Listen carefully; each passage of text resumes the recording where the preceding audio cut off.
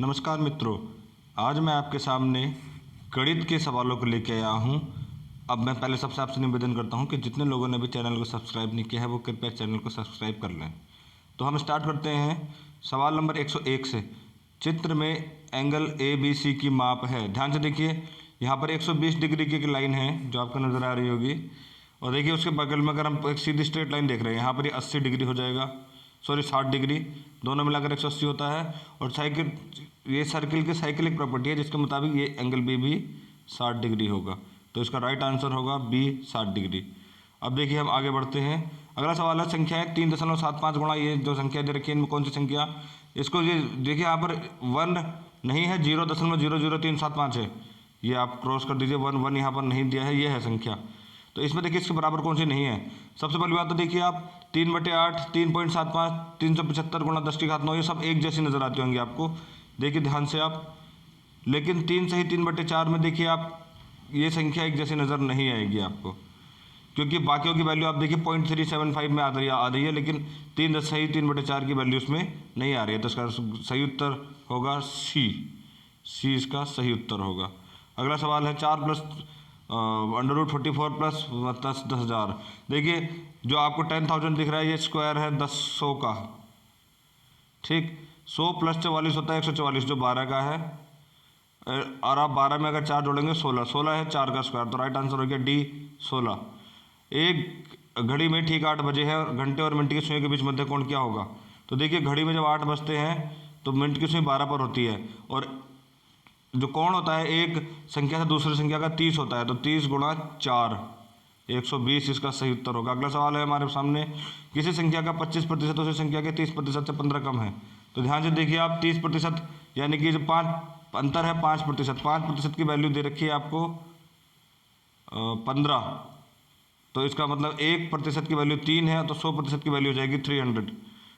ऐसे ही आपको सवाल करते चलना है। अगला सवाल है, एक विद्यार्थी को उत्तीर्ण होने के लिए 50% अंक चाहिए। वह 50 अंक पाता है और 50 से फेल हो जाता है, यानी कि उसको 50 से फेल होता है तो 50 और चाहिए थे। 100 अंक चाहिए पास होने के लिए, और उत्तीर्ण होने का क्राइटेरिया है 50%, यानी कि टोटल पूर्णांक हो गया 200 का। अगला सवाल है, यदि एक 700 मीटर लंबी रेलगाड़ी 72 किलोमीटर प्रति घंटा, तो आप कुछ बातें कॉन्सेप्ट आपके दिमाग में ये होनी चाहिए कि 72 किलोमीटर प्रति घंटा का मतलब है 2 मीटर पर सेकंड, 36 का मतलब है 1 मीटर प्रति सेकंड। तो ये सुरंग को 1 मिनट में पार कर लेती है, यानी 60 सेकंड में, और 2 सेकंड प्रति मिनट सेकंड की रफ्तार है, यानी कि 120। यहाँ पर देखिए आप 60 सेकंड में, आपको करके दिखा दूंगा, 60 सेकंड में पार करती है, और 2 की रफ्तार है। 60 मिनट में अगर आपकी पार करती है, और 10 दूनी 20, यानी कि 20 मीटर पर सेकंड की रफ्तार है, तो 1200 मीटर की वो दूरी तय करती है, जिसमें 700 मीटर लंबी रेलगाड़ी है, बाकी 500 मीटर आपका सुरंग होगी। अगला क्वेश्चन है, एक वर्गाकार आधार वाले पिरामिड की भुजाएं कितनी होती हैं। तो देखिए पिरामिड कुछ इस तरह से होता है, 4 भुजाएं उसके बेस में होती हैं, और उनको एक त्रिकोणीय आकार से इस तरह से जोड़ा जाता है ऊपर की तरफ को। तो 4 नीचे होती है, और 4 उनको मिलाने वाली रेखा ऊपर को, 8 रेखा यहाँ पर होती हैं। अगला सवाल है 0 पॉइंट, देखिए इसमें घात 1/3 है। याद रखिए 7 का स्क्वायर है, और इसमें एक रूल होता है, अगर यहाँ पर 3 है तो देखिए 7 के फॉर्म में इन 3 की तरफ से एक 0 लगेगा। ये जो 6 संख्याएं हैं, पॉइंट के बाद 6 संख्याएं हैं, तो यानी कि 7/2 0 1 के पीछे, ऑप्शन ए इसका राइट आंसर है। जब घात 3 होगी तो आप 3 के जोड़े बनाएंगे, और 2 होती तो 2 के 3 जोड़े बनने थे, तो 7/1000 हो जाता, ठीक। अगले सवाल की तरफ हम बढ़ते हैं 110 पर। प्रेक्षण 6, 6, 9 इनका माध्यिका क्या है। माध्यिका के लिए पहले इनको अरेंज करना पड़ता है। 6, 6 सिस्टम से देखिए 6, 6, 8, 9, 9, देखिए पहले 6, 6 2 बार, फिर 8 2 बार, फिर 9 2 बार, फिर 14, और देखा जाता है फिर बीच में कौन सी संख्या आएगी। 6, 6, 8, 8, 9, 9, 9 3 बार है 14। टोटल संख्याएं हो गई है 1 2 3 4 5 6 7 8 9, 3 4 5 6 7 8, 8 संख्याएं होगी। इसका मतलब जो माध्यिका होगी वो 5वें नंबर पर होगी, नहीं 5 4.5 नंबर पर, 1 2 3 4 8.5 8.5 पर इसकी माध्यिका होगी। देखिए 1 2 3 4, 4 नंबर पर है 8, 5 नंबर पर 9 है, 4.5 नंबर पर होगी 8.5, ठीक। क्योंकि माध्यिका निकालने के लिए हम क्या करते हैं, जो जितनी संख्या है उनका आधा में आधा जोड़ देते हैं। संख्या 8 है तो 8 का आधा 4, और उसमें आधा जोड़ देंगे हम। अगला सवाल है, एक वृत्ताकार मैदान की परिधि 35.2 मीटर है। मैदान का व्यास क्या होगा? देखिए, तो इसमें तो सीधे आप ऑप्शन उठाइए, 2.314 इंटू आर, आर होता है परिधि होती है 2 पाई आर बराबर 35.2। इसका मतलब ये हुआ, कि आर आप जब निकालेंगे 35.2/6, 35.2 अब बटे 6.14, तो सीधे सीधे हो रहा है 6×6 = 36, 6 के आसपास रेडियस आ रही है, 6 दूनी 12 व्यास होगा, तो राइट आंसर होगा 11.2। ऑप्शन से आपको नजर आ जाएगा जो वैल्यू नज़दीक की है। अगला क्वेश्चन देखिए, इस क्वेश्चन में कुछ जो है वो नज़र नहीं आ रहा, इसको छोड़ देते हैं क्योंकि यहाँ पर संख्या दिख नहीं रही है ठीक से प्रिंटिंग की वजह से। एक हौज 9 घंटे में भरता है परंतु उसकी तली में एक छेद होने से वह 1 घंटा अधिक लेता है। ध्यान से देखिए आप, हौज 9 घंटे में भरता है और तली में छेद हो गया जिस वजह से वह 1 घंटा अत्यधिक ले लेता है। ठीक, अच्छा देखिए आप, इसका समीकरण कुछ इस तरह से बनता है, वो भरेगा मान लीजिए x में, और जब छेद हो गया तो 1/9, तो टोटल आ जाएगा आपका 1 घंटा अधिक लेता है, यानी कि 1/10।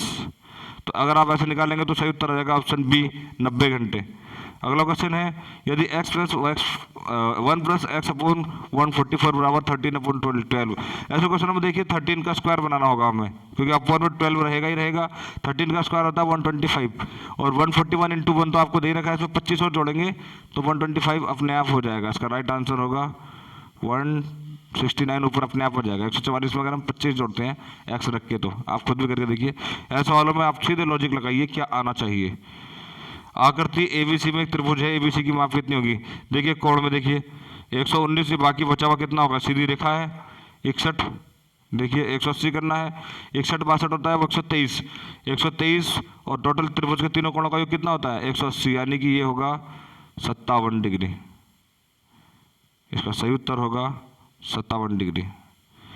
अगले सवाल की तरफ बढ़ते हैं, वह संख्या जो पूर्ण वर्ग हो और 10 12 15 और 18 से भी विभाज्य हो। ध्यान से देखिए, 10 से वही विभाजित होती है जिनके अंत में 0 हो, सबके अंत में 0 है। 12 से वो विभाजित होंगी जो 3 और 4 से विभाजित होंगी। तो 3 से विभाजित होने के लिए संख्याओं का सम होना चाहिए 3 से विभाजित, तो इसमें ये कट हो गया क्योंकि इसका सम है 5 और 2 7, 7 3 से नहीं कटता, तो ये विभाजित नहीं होगी। 4 से सभी विभाजित है बाकी। अब हम बात कर लेते हैं 15 की। 15 के लिए 3 और 5 से विभाजित होना चाहिए, 5 से सभी विभाजित हैं और 3 से भी ये विभाजित हैं। अगला है 18 के लिए 3 और 6 से विभाजित होना अनिवार्य है। तो 6 से विभाजित होने वाली संख्या में आप देखिए ये लगभग सभी है, लेकिन हाँ 18 से भी सभी विभाजित हैं, लेकिन अब यहाँ पर ये देखना है पूर्ण वर्ग हो। तो सवाल तो वैसे ही हो गया था, इसमें पूर्ण वर्ग सबसे बड़ी पूछी है, जो पूर्ण वर्ग हो और 10 15 18 से विभाजित हो, तो पूर्ण वर्ग इसमें है 900। अगला सवाल है, एक चुनाव में खड़े 2 उम्मीदवारों में से एक उम्मीदवार को वोटों का 41% मिला, यानी कि दूसरे को 59% मिला। दूसरे उम्मीदवार ने 270 वोटों से हराया। बिल्कुल 59 एक को मिला प्रतिशत और एक को 41, यानी कि दोनों के बीच अंतर है 18% का। 18% की वैल्यू है 270, यानी कि एक की वैल्यू है 1% की वैल्यू है 15 के बराबर। तो टोटल वोट हो गए 100%, यानी 1500। देखिए आप, टोटल वोट हो गए 1500। अब हम बढ़ते हैं अगले क्वेश्चन की ओर। अगला क्वेश्चन है, यदि मध्यावकाश के बाद कक्षाएं 1 बजे प्रारंभ होती है और सायं 3:52 पर समाप्त हो जाती हैं, यानी कि 2 घंटे 52 मिनट का यहाँ पर स्पेस है। 2 घंटे 52 मिनट से आप समझ जाइए 172 मिनट की क्लासें हैं। कलांश 4 कलांश हैं और कक्षा परिवर्तन में 4 मिनट का समय दिया जाता है, यानी कि 4 क्लासें हैं तो बीच में 3 गैप होंगे और 3 गैप में 4 मिनट का गैप है। 4 से 12 मिनट कम करिए, इसमें आएगा 150, 4 से 12 172 160। ठीक, अब 160 में 4 कक्षाएं हैं जिनको डिवाइड करना है। देखिए 4 कलांश है, ये लिखा हुआ है, तो 160/4 40 मिनट की एक क्लास होगी। चलिए अगले सवाल की तरफ बढ़ते हैं। किसी संख्या का 90% दूसरी संख्या में जोड़ा जाए तो दूसरी संख्या स्वयं की 15/6 हो जाएगी। अच्छा जी, बहुत बढ़िया सवाल है। इसमें ध्यान से देखिए, तो पहली और दूसरी संख्या का अनुपात क्या होगा? चलिए 0.3x हो गई, पहली संख्या x मानी हमने, तो ठीक। दूसरी संख्या में जोड़ दी जाए y बराबर प्लस y जोड़ दिया, तो ये हो गया 15/6y, यानी कि 2.5y। ठीक है मित्रों, ध्यान से देखिए 0.3x बराबर, ध्यान से देखिए आप, ये 2.5 है, y उधर गया तो 1.5 हो जाएगा, 3/2y, यानी कि अब x को इधर ले आइए, x/y। देखिए x/y बराबर हो जाता है यहाँ पर 3/2 है 2, 0.6, 3/0.6। ठीक, तो आ जाता है यहाँ पर, एक मिनट जरा स्पिच हो गई है यहाँ पर, 3/2 डेढ़ वाई, तो 1.5/3 हम यहाँ पर देखिए 3x 0.3 इंटू 1.5/5 रेशियो बना रहा है यहाँ पर। ठीक, आप करके देखिए 5 रेशियो बनाएगा, तुरंत हो जाएगा सवाल। अगला क्वेश्चन है, कोई किसी व्यक्ति किसी वस्तु को 100 रुपये में बेचकर 10 रुपये लाभ प्राप्त करता है, यानी कि उसने 90 में खरीदी होगी वो, तभी तो 10 रुपये का लाभ प्राप्त किया, बेचकर 100 रुपये में। 90 की अगर खरीदी होगी तो 10 रुपये कमाए गए, तो इसका मतलब लाभ हो जाता है 10/90 गुणा 100, यानी कि क्या ये आपका सही उत्तर होगा। ठीक, अगला क्वेश्चन है, यदि रूट बी बराबर 4 है बराबर, तो ए स्क्वायर बराबर बी का मान क्या होगा। रूट बी का स्क्वायर करेंगे आप बी, इसका आप स्क्वायर करते हैं तो 16a² हो जाता है, तो a² अपॉन बी हो जाता है 1/16। देखिए आप करिए, ये एक्चुअली मुझे आपको समझाने के लिए समय लग रहा है, वरना इसको मैं तुरंत निपटा देता। ये सवाल लगभग 15-20 मिनट में निपट जाते। अच्छा, संख्याएं ये हैं, इनमें कौन सी संख्या अपने वर्ग से बड़ी है। देखिए -20 का वर्ग होगा 400, उससे छोटी है संख्या। माइनस, देखिए जो भी संख्या माइनस में होती है स्क्वायर होती है प्लस की हो जाती है, यानी माइनस वाले तो सब बड़े होंगे। 10 का स्क्वायर होता है 100 और 10 उससे छोटा है। 1/2 का स्क्वायर होता है 1/4, यानी कि ये 1/4 1/2 से छोटा है, इसका सही उत्तर होगा सी 1/2। अच्छा, अगले क्वेश्चन की तरफ बढ़ते हैं। कोई धन साधारण ब्याज की दर से 10% में दुगना हो जाता है, यानी कि आप सपोज करिए 100 रुपये थे आपके पास, 100 वो 10% में 200 हो गया, यानी कि 100 रुपये का ब्याज लगा। 100 रुपये में 100% का ब्याज लगा तो ही दुगना होता है, तो और वो लगा 10% में, यानी कि 1 साल का ब्याज निकल कर आया 10%। अगर आपका 100% हो रहा है 10 साल में इंक्रीमेंट ब्याज का, तो 1 साल में 10% का ब्याज होगा। तो देखिए 30 वर्ष में यह कितने गुना हो जाएगा। देखिए 30 वर्ष में यह 300% बढ़ेगा, यानी कि 4 गुना हो जाएगा। मोल 100 भी तो है, 100 + 300 4 गुना, 400 का हो जाएगा ये। अगला क्वेश्चन है, इसमें देखिए इस तरह के सवाल में आपको क्या करना है, एक्स की वैल्यू रखकर सारी वैल्यू रखनी है, पूरा सोल्व मत करिए, कोई वैल्यू रखिए और सीधा आंसर निकाल दीजिए। जैसे मैं पहले वैल्यू रखता हूँ 2 रखते ही 5 दूनी 10, 2 - 1 होता है। यहाँ पर देखिए 2 - 1 होता है 1, 5 × 5 -2 + 1 3, 5 - 15 माइनस का हो जाता है 10, और 1 में से 3 घटाया 2। तो देखिए ध्यान से देखिए आप, एक बार फिर करते हैं, 5 गुणा 2 में से 1 गया 1, 5 - 2 + 1 3, 3 दूनी 6, 9 आ गया। 9 बटा मैंने क्या रखा है वैल्यू 1 का 2, तो 1 - 2, ये बात नहीं बन रही है पहले सवाल से। देखिए 5 - 2, 2 + 2 4 दूनी 8, -3/-2, ठीक नहीं बन रही है। 3 रख के देखते हैं, 5 3 - 1 10 माइनस 5 दूनी 10, 10 - 10 0 हो जा रहा है, तो ये ऑप्शन तो नहीं होगा। सी में देखिए आप 5 - 1 4, 5 × 20 माइनस 5 और 2 7, 7 दूनी 14, 20 - 14 होता है 6, लेकिन 5 1 - 5 होता है माइनस का 4, यहाँ पर भी बात नहीं बनती है। 7 में देखिए 7 - 1 होता है 6, 6 × 5 30 माइनस 7 और 2 9 दूनी 18 12, माइनस का 7 दिया तो 6 नहीं, तो इसका सही उत्तर होगा ए। अगला सवाल है, एक कक्षा के 32 छात्रों का औसत भार 30.5 ग्राम है, यदि अध्यापक का भार भी शामिल कर लिया जाए तो औसत भार में 500 ग्राम की वृद्धि होती है। देखिए मित्रों, आपके सामने क्वेश्चन है, ये 32 छात्र हैं, औसत भार 30.5। अगर मास्टर साहब भी 30.5 के होते तो 33 छात्रों का साथ मिलाकर 30.5 रहता, लेकिन मास्टर साहब कहने से क्या हुआ है, 500 ग्राम बढ़ गया, यानी कि 0.5 पूरे 33 में बढ़ा है। तो कितना बढ़ा दिया मास्टर साहब ने औसत से वजन, लगभग 17, 33 गुणा 0.5 16.5 किलो बढ़ा दिया है, और औसत 30.5 तो था ही था। तो लगभग जो नया अध्यापक आए हैं उनका वजन कितना होगा, 47 किलो। सभी में विस्तृत रूप से समान रूप से बढ़ा होगा।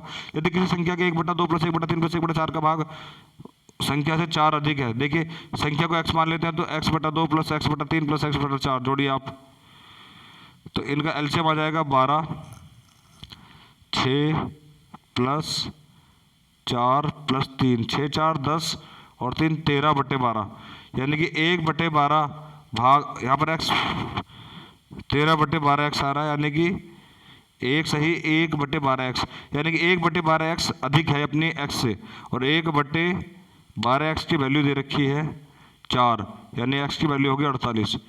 ठीक, अगले सवाल की तरफ हम बढ़ते हैं। 96 मीटर लंबे एक वर्गाकार प्लॉट के बदले हरीश उतने ही क्षेत्रफल वाले एक आयताकार प्लॉट खरीदना चाहता है। अच्छा, वेरी गुड, क्वेश्चन बहुत सरल है। देखिए 96 मीटर, इसमें देखिए वर्गाकार प्लेट का क्षेत्रफल कितना होगा, 96 गुणा 96। ठीक, 96 गुणा 96 बराबर 144 गुणा लेंथ को आप क्या पूछा है, चौड़ाई को b मान लीजिए। अब देखिए सवाल को ऑप्शन देखते ही मैं किस तरह से करता हूँ। देखिए वहाँ देखिए 6 36 आ रहा है, क्षेत्रफल में देखिए 36 आ रहा है इकाई यूनिट पर जब वर्ग था। अब यहाँ पर भी बराबर ही होगा, क्षेत्रफल वर्ग में इकाई आनी चाहिए, इकाई में 6 आना चाहिए।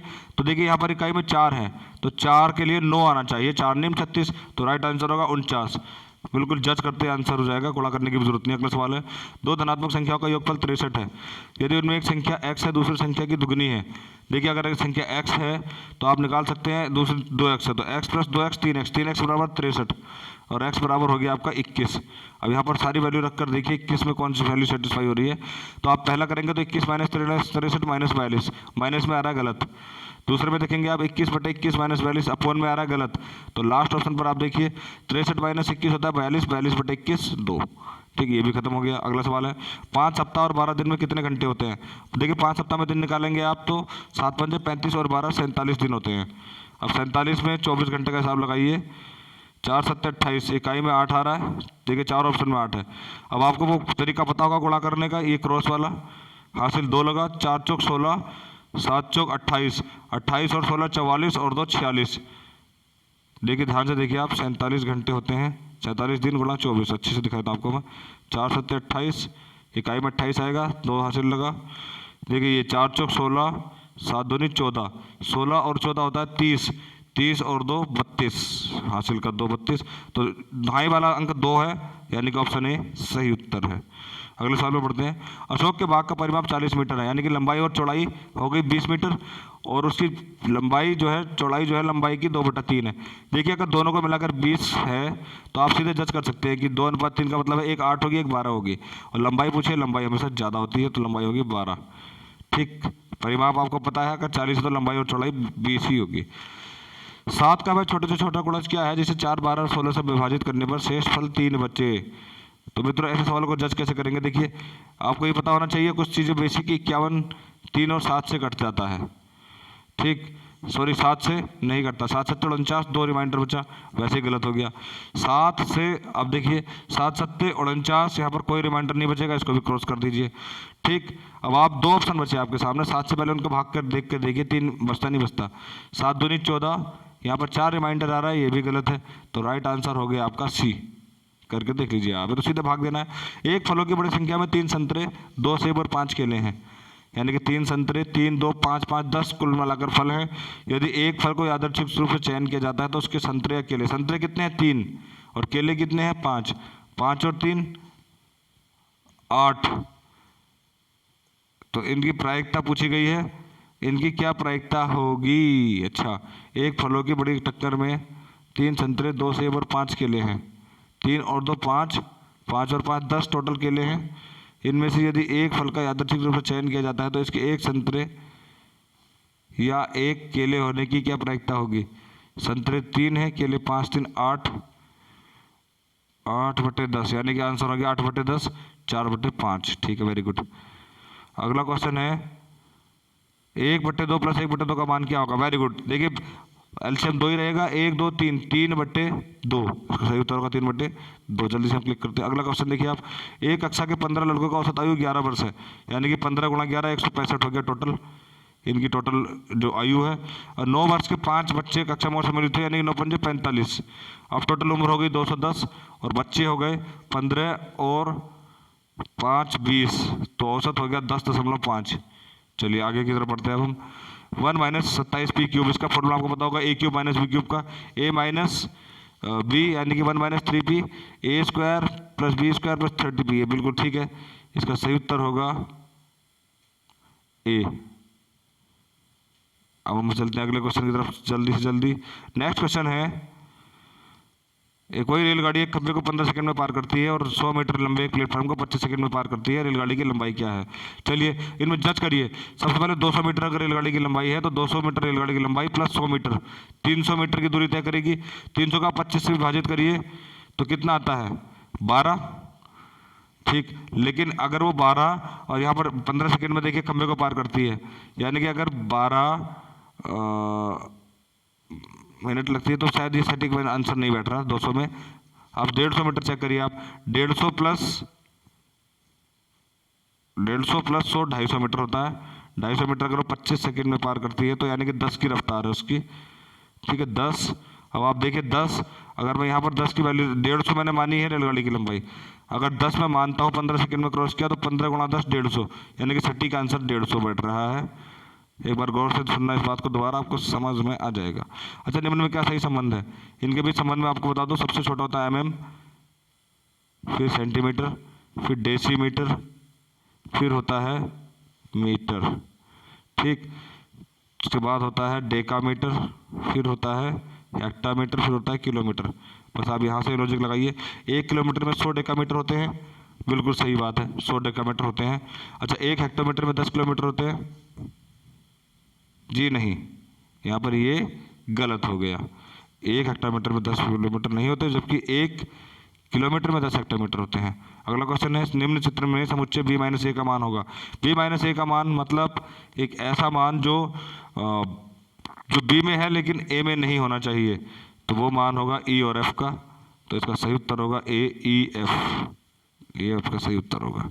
अगला क्वेश्चन है, किसी वृत्त में o वृत्त का खंड है, केंद्र है। यदि OM बराबर 4 सेंटीमीटर है, ये 4 है, ये 5 है, तो पाइथागोरस के मुताबिक AM हो गया 3 और टोटल व्यास हो गया 3, ये जो जीवा खंड पूरा 6, 3 और 3 6, तो इसका सही उत्तर होगा 6।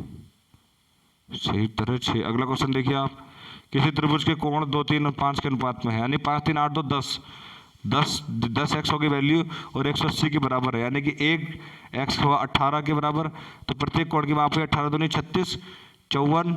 ऑप्शन ए इसका सही उत्तर होगा। अगला क्वेश्चन पर चलते हैं हम। श्याम ने एक पुरानी साइकिल 136 में बेचकर 15% की हानि कमाई। देखिए 15% की हानि कमाते ही वैल्यू हो जाती है 8.85x बराबर 136, तो 136 बटे 8.5। अब उसको क्या चाहिए? 15% का फायदा। तो देखिए 136 बटे 0.85 गुणा 115, तो इसकी वैल्यू आ जाती है, एक मिनट, हाँ, फायदा लेना है 115 का, 23 बटे 17,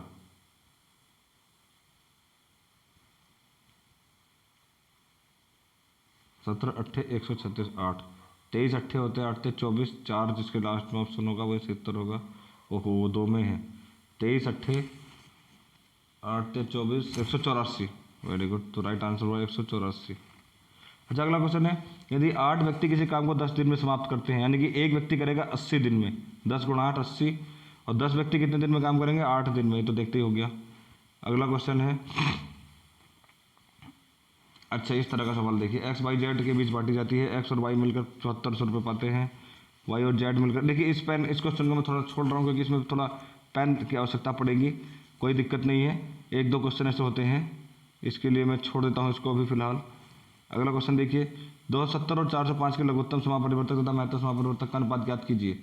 270 और 405, देखिए यूक्लाइड डिवीजन का मेथड लगाएंगे तो आप 405 का जब आप निकालेंगे HCF तो सीधे सीधे 135 आ जाएगा। यूक्लाइड डिवीजन मेथड से 135 HCF आ जाएगा। HCF गुणा LCM बराबर होता है पहली संख्या गुणा दूसरी संख्या। तो पहली संख्या देखिए जब बराबर करेंगे गुणा में 270 है, यानी कि 135 जो HCF है उसका दुगना, तो इसका मतलब इसका 135 है बराबर गुणा में, तो इसको इसके बैलेंस करने के लिए 405 गुणा 2 810 करना पड़ेगा।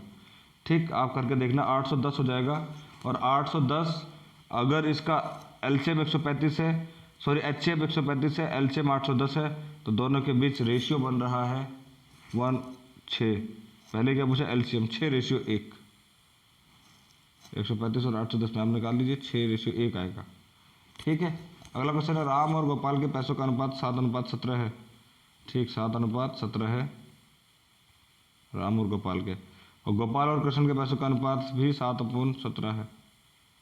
ठीक, तो हम देखिए ये अनुपात है, इनको इस तरह से निकाल लेंगे हम, तो इनों के बीच क्या अनुपात होगा, 49/17 सत्य होता है 119/289। तो आप देखिए किसकी वैल्यू दे रखी है, राम के पैसे हैं, राम के पास 490 है, यानी कि 10 गुना। तो हमसे पूछा क्या कृष्ण के पास, कृष्ण कौन से नंबर पर है, तीसरे नंबर पर है, तो 2890 इसका सही उत्तर होगा। अगला क्वेश्चन है 1000 का 10% वार्षिक ब्याज की दर से कितने वर्षों में मिश्र धन 1210 हो जाएगा। देखिए यहाँ पर ध्यान देने वाली बात तो ये है कि ये 121 हो रहा है, और 121 का मतलब होता है 11 गुणा 11, और 11 गुणा 11 का मतलब होता है 10 वर्ष। ये इस तरह के सवाल में कराऊंगा, आपको शॉर्ट ट्रिक्स बता दूंगा। ठीक है, तो 10 वर्ष नहीं, 11 गुणा 11 आता है, 2 बार 11 के गुणा करके, और यानी कि 2 वर्ष इसका सही उत्तर हुआ। अगर 1331 होता है यहाँ पर, यानी कि 1331 रुपये हो रहा होता तो 3 वर्ष हो रहा होता, क्योंकि 11 की घात 3 एक 1331 होता है। अगले क्वेश्चन में है, यदि लगता है मुझे बीच में कुछ सवाल छूटे हैं, यदि x ये है, y ये है, और z की वैल्यू ये है, तो हाँ देखिए आपको यू जो नज़र आ रहा है, यू का मतलब ये है कि सबको एक एक बार लेना है जो भी आ रहा है, तो इसका सी होगा सही उत्तर। ठीक, m और n दो धन पूर्णांक है, यदि m की घात n बराबर 25 है, m की वैल्यू यहाँ पर 5 है, आपको दिख रही है, क्योंकि 5 का स्क्वायर होता है 25, तो आप उल्टा करेंगे, जब 2 की घात 5 करेंगे तो वैल्यू आएगी 32। अगला सवाल है, यदि x + y बराबर 10, x y बराबर 21, तो ये स्पष्ट रूप से नजर आ रहा है 3 और 7 की बात हो रही है, 3 × 7 = 21, 3 और 7 10, तो 3 की घात 3 होता है 27, और 7 की घात 3 होता है 343, 343 और 27 होता है 370, सही उत्तर होगा 370। अगला क्वेश्चन देखिए आप, 6 गुणा 6 की घात 3/5, यानी कि 6 की घात 6/5 इसका सही उत्तर होगा, और 6 की घात 6/5 इनमें से कहीं पर भी नहीं है। ठीक, देखिए इसमें मेरे ख्याल से मुझे लगता है कि मेरे कुछ सवाल बीच में मेरे छूट गए, उनको पूरा कर देता हूँ। हाँ ये हैं शायद, नहीं ये भी हो गए हैं, ऑब्वियसली लगभग सभी सवाल हो चुके हैं। तो आपको ये वीडियो कैसा लगा, अगर क्या इसकी शॉर्ट ट्रिक्स आपको बतानी है, आप मुझे कमेंट बॉक्स में ज़रूर लिखकर बताइए। धन्यवाद।